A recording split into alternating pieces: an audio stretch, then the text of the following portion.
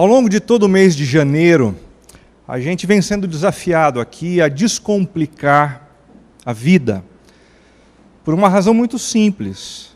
Essa história de viver enrolado leva a gente à exaustão. É muito complicado a gente viver enrolado nas nossas finanças, na maneira como nós administramos a nossa agenda, na maneira como nós lidamos com os nossos relacionamentos. Por isso essa palavra significativa que deve fazer sentido ao longo de todo o ano de 2016. Descomplique. Descomplique a sua vida. Nós já conversamos sobre diversos aspectos desse imperativo, e hoje o nosso desafio é conversarmos sobre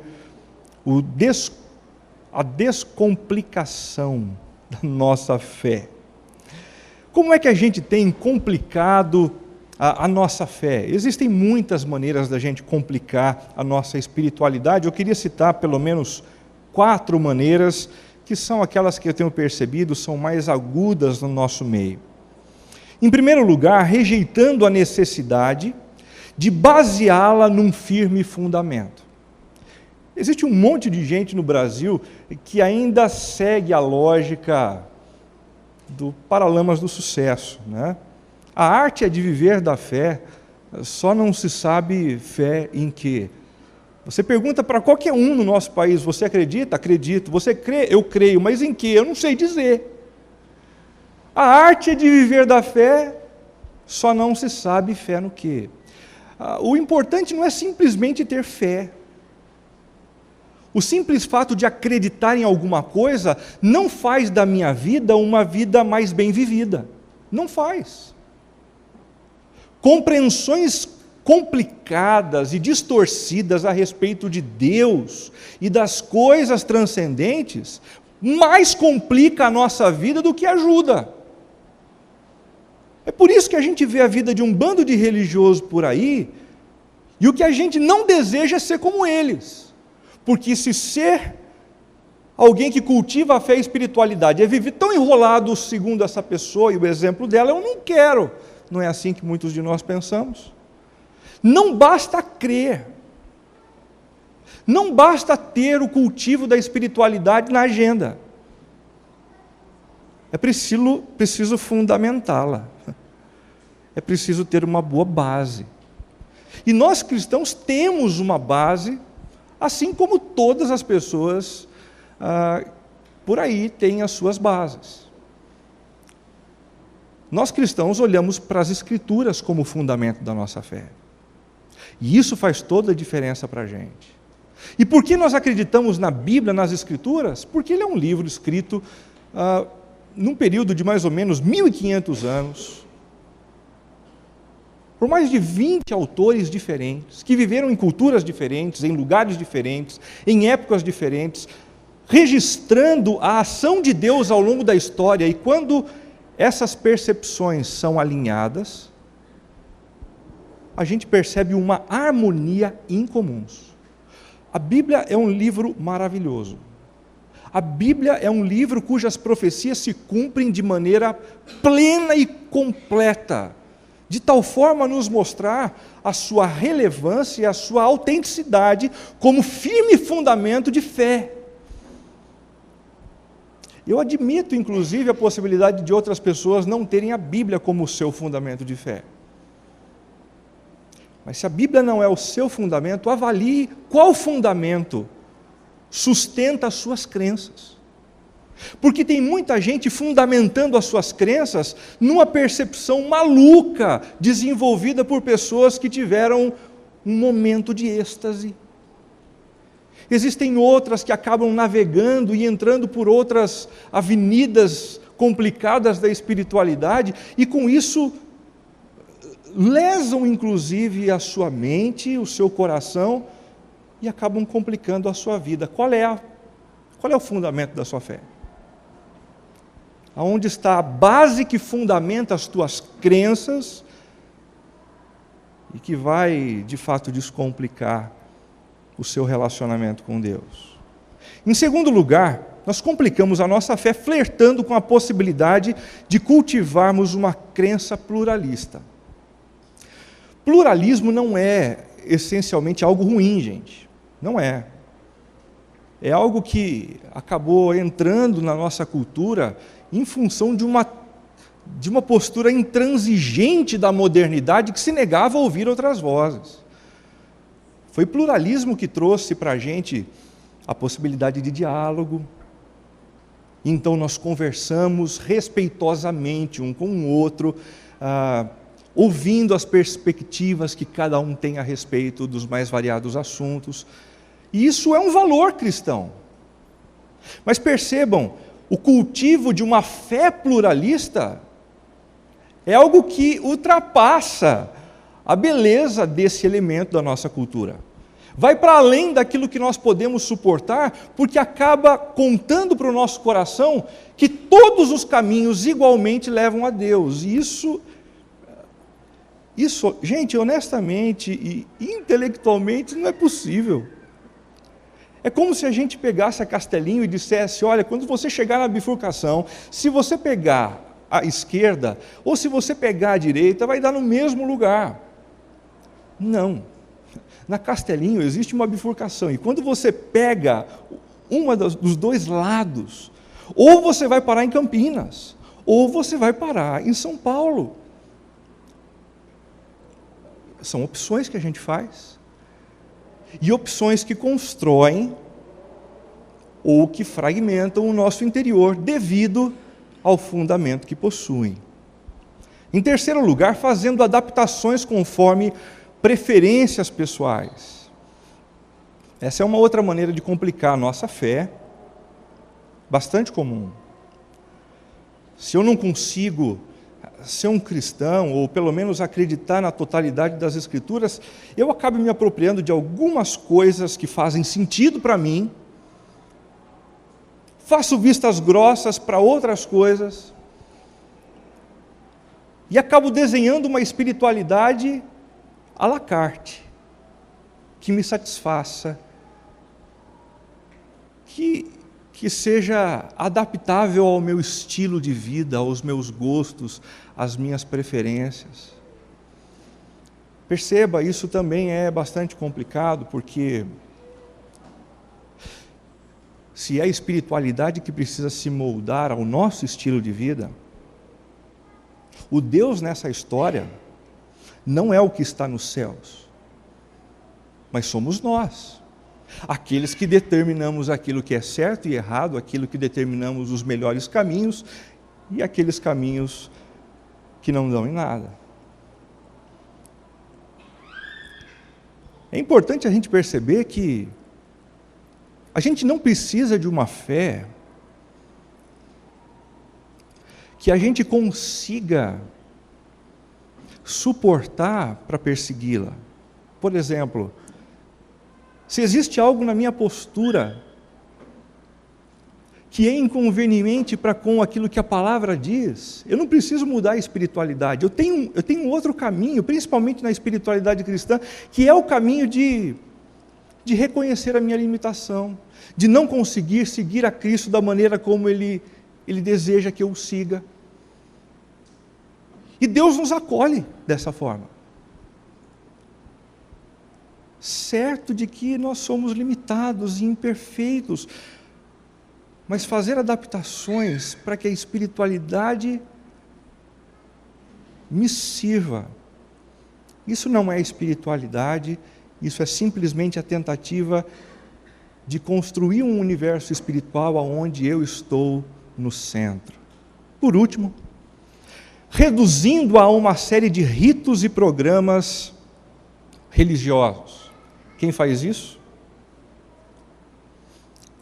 Aqueles que estão há muito tempo numa comunidade cristã, que acabaram perdendo a transcendência. E tudo se resume a um encontro como esse, ao cantar algumas músicas, ao fazer algumas ofertas financeiras, tudo se resume a isso. Com o passar do tempo, essas pessoas começam a sentir no coração a ausência de felicidade, de sentido, e se perdem completamente. São os religiosos a quem Jesus criticou bastante ao longo da sua vida.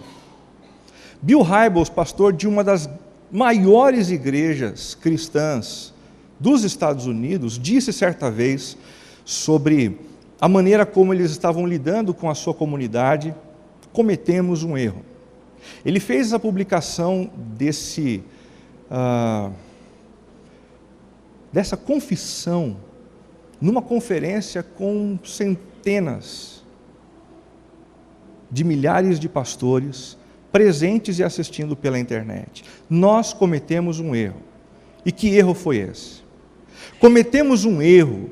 O que deveríamos ter feito quando as pessoas cruzavam a linha de fé e se tornavam cristãos, é que deveríamos ter começado a dizer e ensinar as pessoas a assumir a responsabilidade de alimentarem a si mesmas.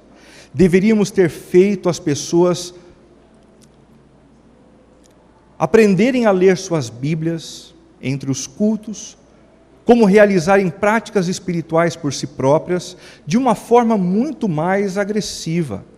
Algumas das coisas nas quais investimos milhões de dólares, pensando que realmente ajudariam o nosso povo a crescer e a se desenvolver espiritualmente, quando os dados realmente chegaram de uma pesquisa solicitada por eles, vimos que não estavam ajudando as pessoas tanto assim. Outras coisas nas quais não investimos tanto dinheiro e não designamos tantas pessoas, são as coisas pelas quais nosso povo está clamando. A gente precisa descomplicar a nossa fé, para que então as nossas crenças deem origem a um coração mais alinhado, que busca Deus de uma forma mais assertiva, direta, e que realmente produza os efeitos que a gente tanto almeja obter. O texto de Tiago, capítulo 5, a partir do verso 13, nos orienta a respeito desse assunto. Entre vocês há alguém que está sofrendo, que ele ore. Há alguém que se sente feliz, que ele cante louvores. Entre vocês há alguém que está doente, que ele mande chamar os presbíteros da igreja, para que estes orem sobre ele e o unjam com óleo em nome do Senhor. A oração feita com fé curará o doente. O Senhor o levantará. E se houver cometido pecados, ele será perdoado. Portanto, confessem os seus pecados uns aos outros e orem uns pelos outros para serem curados. A oração de um justo é poderosa e eficaz. Elias era humano como nós. Ele orou fervorosamente para que não chovesse, e não choveu sobre a terra durante 3 anos e meio. Orou outra vez, e os céus enviaram chuva, e a terra produziu seus frutos. Meus irmãos, se algum de vocês se desviar da verdade, e alguém o trouxer de volta, lembrem-se disso. Quem converte um pecador do erro do seu caminho salvará a vida dessa pessoa e fará que muitíssimos pecados sejam perdoados. Um texto simples que nos ajuda a descomplicar a fé. Como? Em primeiro lugar, deixando de terceirizar a responsabilidade pelo nosso desenvolvimento espiritual. A gente precisa parar de terceirizar a responsabilidade do cultivo da nossa fé. Parar de terceirizar o cultivo para a igreja, parar de terceirizar o cultivo para pessoas mais experimentadas na fé dentro da nossa família, parar de ficar colocando a responsabilidade na esposa, no marido e, em alguns casos, até mesmo nos filhos. Entre vocês, alguém que está sofrendo, que ele que está sofrendo, ore. Há alguém que se sente feliz, que ele que está feliz, cante. Nesse texto, Tiago procura nos responsabilizar. Cada um de nós precisa se responsabilizar por uma parcela que não pode ser terceirizada. E quando nós não nos responsabilizamos, a nossa vida padece. A nossa vida padece. Por que a terceirização do desenvolvimento espiritual pode complicar tanto a minha vida? Em primeiro lugar, porque espiritualidade desprovida de uma relação vertical não produz a satisfação que o nosso coração tanto almeja. Enquanto a nossa fé for uma fé que depende de relacionamentos horizontais, simplesmente, mais cedo ou mais tarde, a gente escorrega, cai e não levanta mais. Mais cedo ou mais tarde. Porque uma pessoa mais experiente na fé da nossa família, mais cedo ou mais tarde, parte. Uma igreja pode deixar de existir. Um grupo pequeno pode entrar em recesso. E quando isso acontece, o que acontece com a sua fé? Eu quero que você saia daqui hoje consciente de que você tem uma responsabilidade de cultivo da sua fé, de cultivo da sua espiritualidade, e isso não pode ser terceirizado. Em segundo lugar, porque espiritualidade desprovida de orações de clamor pelo meu sofrimento não minimiza a dor que eu tenho, nem a minha ansiedade. O texto bíblico diz assim: há alguém que sofre? Então que ele ore. Você já percebeu que existem pessoas que em meio aos seus problemas, em meio às suas dificuldades, adoram terceirizar isso? Você poderia, por favor, orar por mim? Eu estou passando por uma fase tão difícil, tão complicada, você poderia orar por mim? Não existe problema algum em pedir oração a alguém. Mas como seria curador se a gente respondesse a esse pedido, primeiramente dizendo o seguinte: você já orou sobre isso? Você que está sofrendo já orou sobre o seu problema? Porque quando eu intercedo por alguém que está sofrendo, eu acredito, Deus ouve a oração, Deus se move, Deus pode mudar circunstâncias. Mas quando aquele que está envolvido no problema não ora, não há minimização da dor no coração, não há diminuição da ansiedade, que torna a vida dessa pessoa em sofrimento uma vida muito mal vivida. Você está passando por aflições? Você deseja contar com a ajuda de alguém intercedendo por você nessa comunidade? Vai ter. Mas depois da sua oração, é preciso que você se responsabilize primeiro. É preciso que você busque ao Senhor e o encontre no meio das suas crises.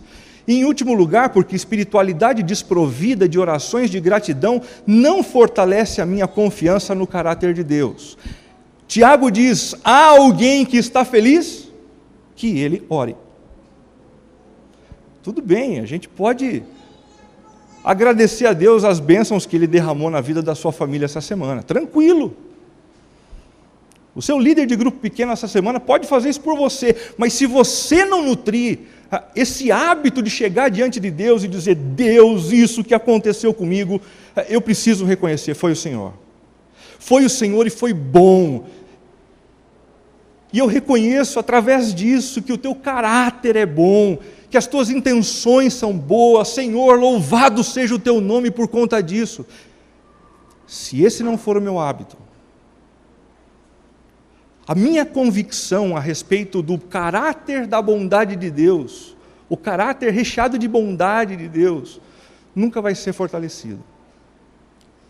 E então, quando vierem os dias maus, eu sempre vou ser assaltado por aquele pensamento: será que Deus é bom mesmo? Será que as intenções dele são as melhores? Será que ele está nessa junto comigo, ou ele me abandonou no meio dessa situação? Nessa direção, o pastor Ricardo Barbosa, pastor da Igreja Presbiteriana de Brasília, escreveu um texto que eu achei muito interessante e eu quero compartilhar com vocês, intitulado de "O Novo Ateu". Olha só que interessante. Sabemos que existem vários tipos de ateus. Existem aqueles que não creem em Deus por não encontrarem resposta para os grandes dilemas da humanidade, como violência, miséria e sofrimento. Outros não creem porque não encontram uma razão lógica e racional que explique os mistérios da fé, como a criação do mundo, o dilúvio, o nascimento virginal, a ressurreição, céu e inferno. Os dois tipos de ateus já mencionados são inofensivos. Legal, né? Muitos de nós cristãos temos medo de ateus. Fica tranquilo, ateus só são ateus. Não vão te morder, não vão te fazer mal. Eles só têm uma convicção diferente da sua, e segundo o Ricardo Barbosa, são inofensivos. Na verdade, são pessoas que buscam respostas, são honestos e não aceitam qualquer argumento barato como justificativa para suas grandes dúvidas. Eles são sinceros e lutam contra uma incredulidade que os consome. Isso é uma realidade que pouca gente tem em mente. Eles lutam com a sua incredulidade. Eu já ouvi algumas pessoas que são ateus dizendo: Renato, eu sofro com isso. Eu até queria crer, só não consigo. Uma falta de fé que nunca encontra resposta para os grandes mistérios da vida e de Deus. No entanto, há um outro tipo de ateu mais dissimulado, e esse é perigoso. E cresce entre nós, que crê em Deus e não apresenta nenhuma dúvida quanto aos mistérios da fé, nem em relação aos grandes temas existenciais. Ele vai à igreja, ele canta, ele se veste como crente, ele se comporta como crente, ele fala como crente, ele vai à igreja, ele até contribui financeiramente. Contudo, a relevância de Cristo, sua morte e ressurreição para a vida e a devoção pessoal é praticamente nula. Esse tipo de ateu, que diz acreditar em Deus, mas que vive como se Ele não existisse, esse é perigoso. Esse é perigoso. Esse gera perigo para a sua vida pessoal e gera perigo para a vida daqueles que o cercam. Como disse, o ateu hoje não é mais aquele que não crê, mas aquele que não encontra relevância para Deus na sua rotina, não precisa da comunhão dele para a vida. A sutileza do novo ateísmo é que ele não precisa negar a fé, apenas cria substitutivos para ela. Mantém o crente na igreja, mas longe do seu Salvador. Este ateu está muito mais presente entre nós do que nós imaginamos. Ei, há alguém feliz? Ore e fale das suas alegrias com Deus. Há alguém sofrendo? Ore e converse com Deus acerca das suas dores. Do contrário, você se tornará um novo ateu, que afirma intelectualmente crer na existência dele, mas que através da sua vida revela um profundo ateísmo. Em segundo lugar, como eu posso descomplicar a nossa fé? Deixando de cultivar uma espiritualidade autônoma e autossuficiente. Curioso, né? Primeiro, Tiago nos incentiva a assumir a nossa responsabilidade. E agora ele puxa a gente para um outro lado, dizendo assim: mas toma cuidado para não cultivar uma espiritualidade autônoma, autossuficiente, que não se desenvolve num espaço comunitário, onde não há troca, onde não há investimento e onde não se recebe nada de ninguém. Entre vocês alguém que está doente, que ele mande chamar os presbíteros da igreja, para que estes orem sobre ele e o unjam com óleo em nome do Senhor. Não é curioso esse texto? Para mim é muito curioso. Deus não poderia ouvir a oração do sujeito que está doente e simplesmente curá-lo no lugar onde ele se encontra, sem a ajuda de ninguém? Sim, não precisa. Deus poderia. Mas Tiago está dizendo: faça isso. Porque Deus resolveu abençoar a vida desse doente através da instrumentalidade de outras pessoas. Por que o cultivo de uma espiritualidade autônoma complica tanto a nossa vida? Porque Deus, em primeiro lugar, não deu a nenhum dos seus filhos todos os recursos necessários para lidar com as suas carências. Deus nos abençoou, como diz o texto de Efésios, com todas as bênçãos espirituais, mas Ele não nos deu recursos para vivermos uma espiritualidade solitária. Isso significa que, aqui nessa comunidade, Deus deu a algumas pessoas que estão sentadas ao seu lado recursos para te abençoar, que você precisa porque não tem. E Deus não deu de propósito para você, para que você fosse abençoado através do serviço dessas pessoas. Está dando para entender da importância de viver numa comunidade? Ah, Renato, mas não estou sentindo necessidade. Ok. Mas lembre-se que Deus também deu a você alguns recursos que, se não forem utilizados para o bem de uma pessoa da comunidade, alguém vai ser lesado. Nós somos um corpo, o corpo de Cristo, e todos os dons necessários, todos os recursos necessários são dados por Deus. Se alguma coisa não tem havido aqui dentro, é porque alguns de nós simplesmente ainda continuam cultivando essa espiritualidade desprovida de um corpo, de uma família, de uma comunidade de fé. O cultivo de uma espiritualidade autônoma pode complicar a nossa vida porque ela alimenta sorrateiramente em nós a expectativa de um Deus que trabalha a meu favor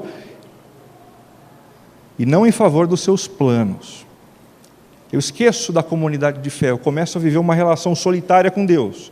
Aí, gradativamente, eu começo a ter a sensação de que Ele existe para cuidar dos meus interesses.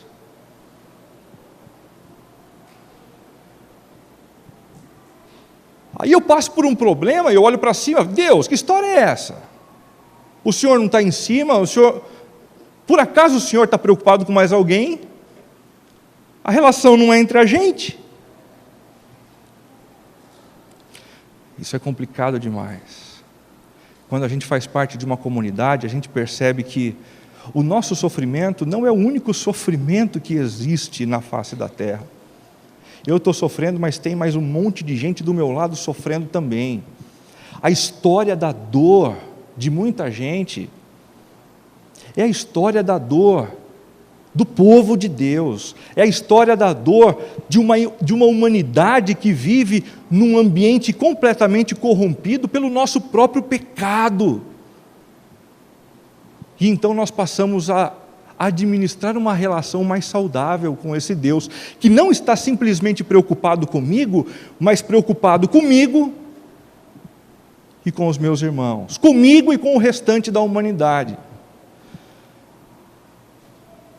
Está difícil de entender? Você é um comerciante. Está vivendo num momento delicadíssimo no país por conta da crise financeira. E você só tem uma relação solitária com Deus. Você está com a sensação de que Deus está te passando o pé. Viu? Deixa eu te dizer uma coisa, não está não. Se você participasse de um grupo pequeno da comunidade, você ia perceber que tem muito mais gente sofrendo. Que tem mais gente do seu lado passando por uma fase terrível, e que se vocês vivessem juntos, se apoiando, enfrentar essa tempestade seria um pouco mais fácil, um pouco mais fácil. Em terceiro lugar, porque ela fragiliza significativamente a fé daqueles que assim vivem, deixando-os muito mais suscetíveis ao pecado.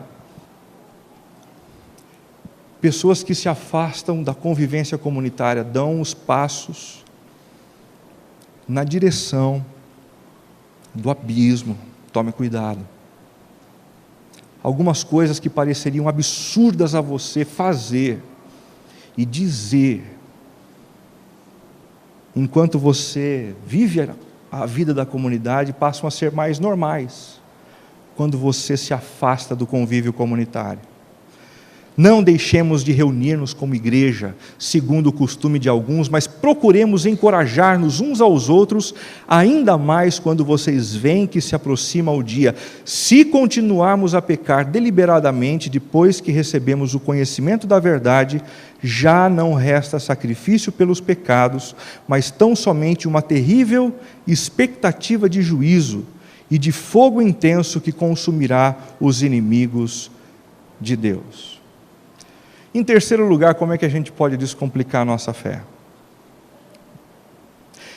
Deixando de acreditar que seus pecados íntimos não terão consequências. É isso que Tiago está tentando nos ensinar. Se você fizer de conta que aqueles pecados que você comete no secreto, não fazem mal para ninguém, então não terão consequências mais sérias, isso pode te embaraçar. Isso pode jogar a sua vida para dentro de um novelo de lã. Não como castigo, mas como uma opção sua. Confessem os seus pecados uns aos outros e orem uns pelos outros para serem curados. A oração de um justo é poderosa e eficaz. Você sabe o que significa confessar? Confessar significa dizer o mesmo que Deus a respeito de um assunto. Interessante, né?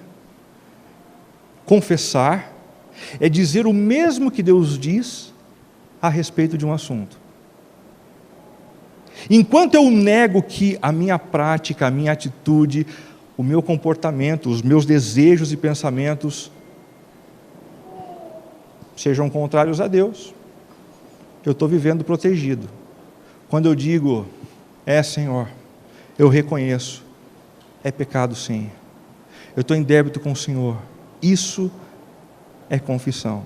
Confessem os seus pecados uns aos outros. Espera aí, Renata, essa história de confessar pecado já é complicada demais, reconhecer os nossos erros já é difícil demais, mas que negócio é esse de confessar os nossos pecados uns para os outros?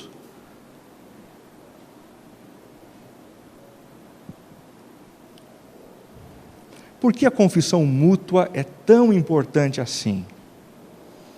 Em primeiro lugar, porque muitos dos nossos pecados não são cometidos simplesmente contra Deus, mas contra aqueles que nos cercam também. E, portanto, não adianta você quebrar as coisas e o pau com a sua esposa em casa, no meio de uma briga, e depois procurar o Senhor e dizer assim, Senhor, perdão pela maneira como eu me comportei hoje diante do Senhor na sala. Vai confessar o teu pecado para a tua esposa, meu amigo. Ei, não adianta rasgar com o teu marido na hora do almoço e depois entrar no quarto para tentar se acertar simplesmente com Deus. Se o teu pecado teve implicações na direção de uma outra pessoa, se acerta com ela. Um cristão, ele não é medido, ele não é percebido, ele não é identificado pela capacidade de não errar. Por uma razão muito simples, essa capacidade não existe. Um cristão, a gente percebe quando a gente vê nele humildade. A capacidade de simplesmente chegar diante daquele a quem a gente feriu e machucou para dizer assim, perdão, hein? Perdão. Eu sei, depois de uma disputa, depois de uma crise, depois de um conflito e de uma gritaria, a gente tem um monte de motivo para listar a respeito dos erros dos outros.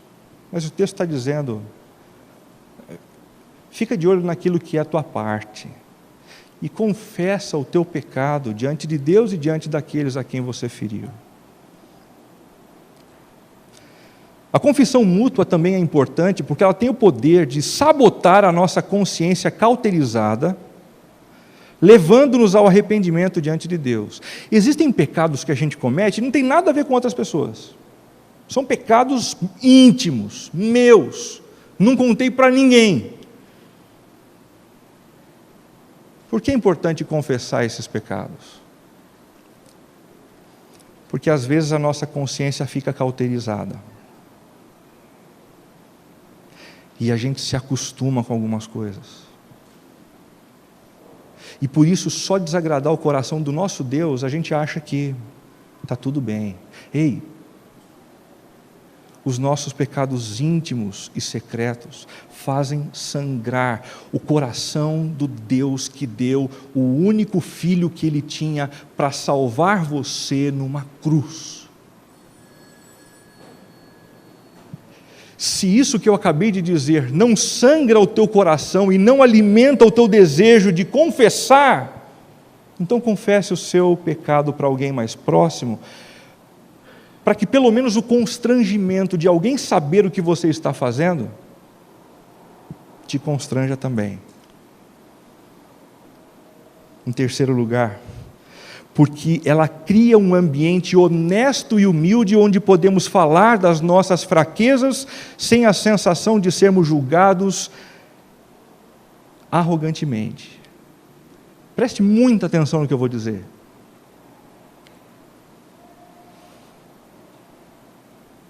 Você não precisa encontrar uma fé que se ajuste ao seu estilo de vida.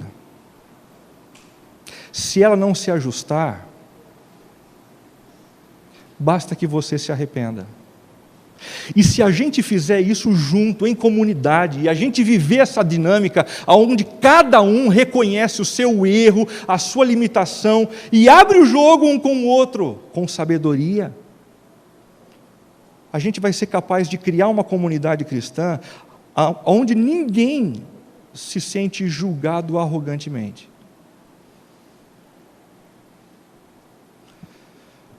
Você está lidando com algum tipo de pecado secreto que está te destruindo.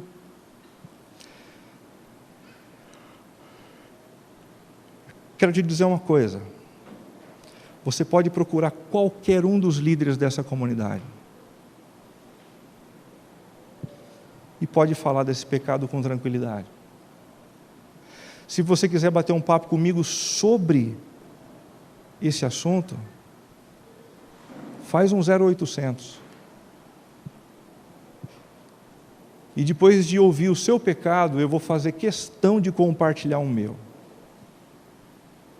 Porque aqui dentro não tem ninguém que não tenha o seu pecado íntimo. Não tem ninguém que não tenha as suas imperfeições, as suas limitações. Todos somos pecadores, imperfeitos e carentes somos da graça e do perdão de Jesus. Todos, em igual medida, em igual intensidade. A fé cristã cultivada com base no evangelho que eu acabei de citar, não é uma prática arrogante. É uma prática que nos humaniza e que nos coloca de maneira humildes diante um do outro. Em último lugar, como descomplicar a nossa fé, deixando de trilhar uma jornada de fé consumista e infrutífera? É o último conselho que ele dá no versículo 20. Quem converte um pecador do erro do seu caminho, salvará a vida dessa pessoa e fará que muitíssimos pecados sejam perdoados.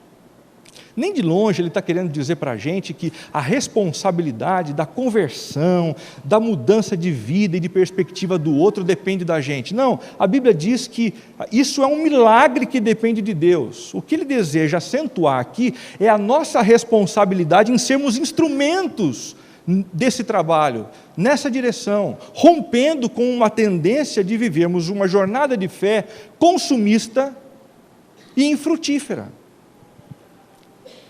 Existem muitas evidências de uma cultura consumista dentro do mundo cristão. Em primeiro lugar, a escolha de uma igreja pelos serviços oferecidos e não pelo desafio de construí-la ao lado de outros cristãos. Em segundo lugar, a participação numa igreja como espectador de um evento e não como parte integrante de uma família, de um organismo, de uma comunidade. Em terceiro lugar, as orações como reivindicação de direitos e não como meio de relacionamento e intimidade com Deus. Em quarto lugar, o momento de adoração comunitária como algo absolutamente desnecessário, pois não nos acrescenta nada. Eu já ouvi bastante disso. Eu não gosto do momento de adoração, das músicas, porque não me acrescenta nada. De fato, não é para você. O momento de adoração não é para você. É para o rei.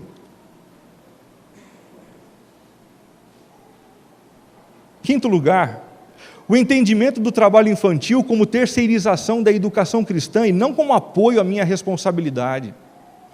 Por último, o dízimo como pagamento de serviço prestado ao invés de pura expressão de gratidão e dependência de Deus. A gente podia passar a noite aqui conversando sobre as evidências de uma postura consumista no meio da comunidade, que complicam a nossa vida e complicam a vida da comunidade de fé. Mas eu me sinto satisfeito de compartilhar, em último lugar, uma carta que foi escrita por um desses consumistas, depois de um culto como esse, a um amigo pastor lá de Campinas. O sujeito disse assim: caro reverendo, você já percebe pela maneira como o sujeito começa a carta que vai vir bomba, né? Eu morro de medo desse negócio de oi reverendo, morro de medo. Deu para entender? Estive visitando sua igreja no último domingo e decidi dar-lhe um retorno com as minhas impressões. Primeiramente, parabéns pelo nível de pregação encontrado em sua igreja, pode-se perceber o zelo no preparo e ousadia na comunicação. No entanto, confesso que me senti desconfortável com a sua vestimenta e linguagem informal. Não gostei não, camisa fora da calça, não. Creio que a comunicação das Sagradas Escrituras exige um pouco mais de reverência, viu? Sapatênis, não. Também gostei muito das dependências e do ambiente interno, tudo razoavelmente sinalizado e a harmonia entre as cores é louvável. Sugiro apenas maior cuidado na temperatura ambiente.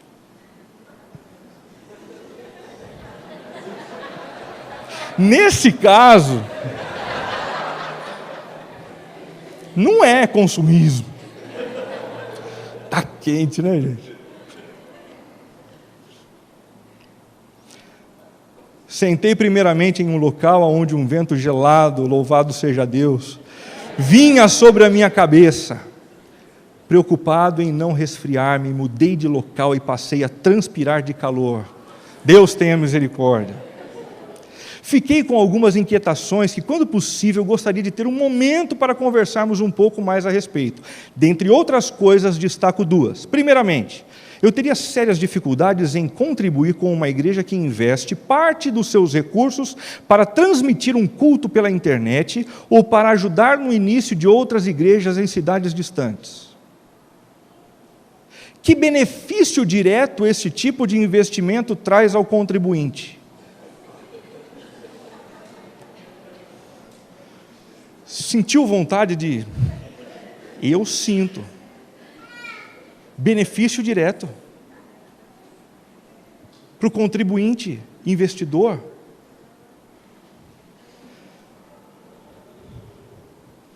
Em segundo lugar, porque esta igreja não privilegia as grandes composições do passado? Porque insistem em músicas do estilo brasileiro, uma cultura notoriamente contaminada pelo pecado. E qual é aquela que não é? Tem alguma? Qual é o estilo celestial? Confesso que para mim seria uma combinação perfeita, sua pregação envolvida pelas clássicas canções cristãs que marcaram tantas gerações do passado. Desculpe-me se fui ousado demais, não, nem tanto, em minhas colocações, mas achei importante o Senhor saber como bons cristãos, à procura de uma igreja, se sentem ao visitar a sua comunidade, cordialmente, e aí o nome foi alterado jocosamente pelo meu amigo, Zé do Consumo Cristão, joãocrentão@matapastor.com.tradição. Viu? a gente precisa frutificar para Deus.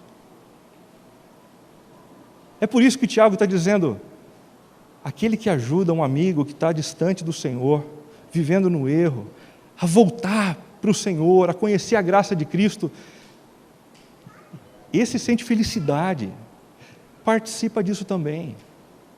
Participe disso também. É por isso que na semana passada a gente iniciou um movimento chamado 4x4, que é um movimento nosso na direção de 4 pessoas. Esse movimento envolve 4 responsabilidades: orar, servir, contar e oferecer. Orar por quê ou por quem?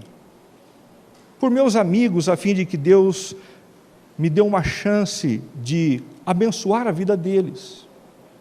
Servir de acordo com as necessidades que cada um tem, para que então eu ganhe o direito de poder falar a respeito do amor de Cristo. Contar o quê? O que Cristo tem feito na minha vida, para que de alguma forma isso os contagie também. E por último, oferecer a oportunidade de conhecer a comunidade. E depois do último culto, no domingo, nós preenchemos alguns cartões com alguns nomes. Ninguém colocou o seu nome e nem o sobrenome de ninguém. Mas vindo para cá, eu peguei alguns desses cartões, fui lendo os nomes e fui orando por eles. Você foi uma das pessoas que se comprometeu a orar por alguém? Você continuou fazendo isso essa semana? Você se moveu efetivamente na direção de alguém para servi-lo? Participe com a gente disso. A gente pretende tornar esse movimento 4x4 um movimento constante na nossa vida, para que então a gente descomplique a nossa fé e deixe de ser simplesmente consumista para se tornar alguém frutífero nas mãos do Senhor. Ao longo das últimas semanas, conversamos sobre o desafio de descomplicar as nossas crises, agendas, relacionamentos, finanças e fé. Que atitudes práticas você pretende tomar para que isso aconteça? Você já tem a sua agenda de atitudes novas para esse ano? Descomplique a sua vida. Por último, sobretudo lembre-se que até que Cristo volte estaremos todos em obras, tendo que encarar constantemente os nossos erros e as nossas imperfeições e buscar o perdão gracioso que emana da cruz. Você se sente constrangido por causa do seu pecado? Eu também, pelos meus. Mas tudo bem, aqui a gente não alimenta a ideia de que possa haver alguém sem pecado. Juntos nós vamos continuar buscando o perdão de Deus e juntos nós vamos continuar sendo fortalecidos para cumprir com a missão que Ele nos chamou para fazer. Amém? Vamos fechar os nossos olhos, vamos orar. Senhor, nos ajude a descomplicar a fé.